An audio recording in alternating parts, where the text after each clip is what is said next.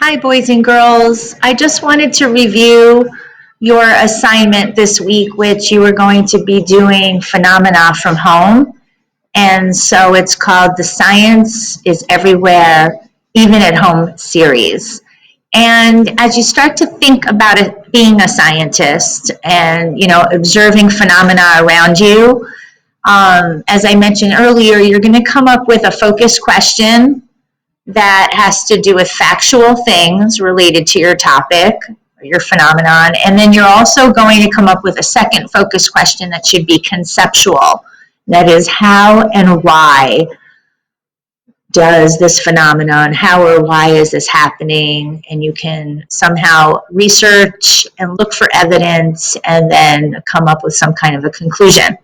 So when you're answering your focus questions towards the end of your activity, you want to select the best way to communicate your explanation. And so I want to use this as a guide. Combine different methods. Include, your claims, which are the responses to your questions.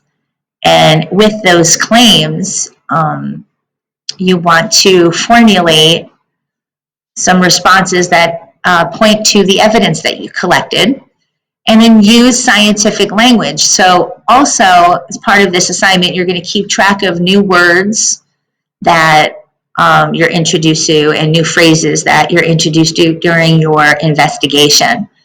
So represent your scientific explanation using a model, physical or diagram. You can use pictures or videos, demonstrating or showing your evidence, your observations, qualitative and quantitative. Orally, you can explain, but this time around, I'm going to have you type it in this document. But in the future, I might have you video yourself, or I might have you do a skit or sing a song. But in this particular case, you are going to type up an answer on the computer in red on the document. So that'll be in written form. Okay. Now, with that being said, what should be part of your evidence? Well, or your presentation. You can use models, diagrams, charts, graphs, text, things like that. And all of this goes into your science explanation. All right, so I want to share with you next the document that you're going to be using for this activity. And as you can see at the top, this is the header. You double click and you'll put in your name here. Right, and please make sure that whenever you type in something,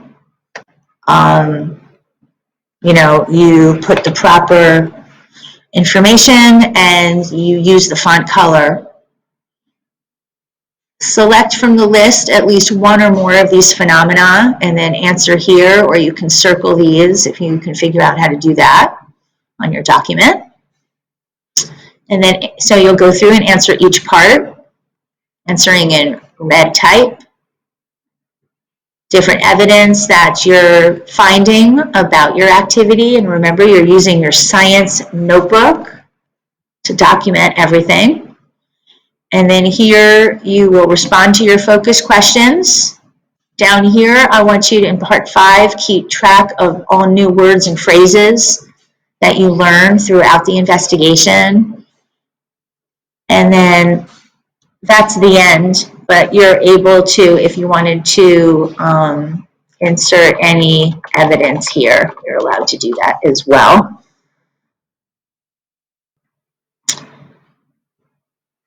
That's it. So boys and girls, enjoy your first science lab at home. And coming on Wednesday, we're going to be looking at safety protocols and safety PSAs, which is public service announcements. Have an awesome day.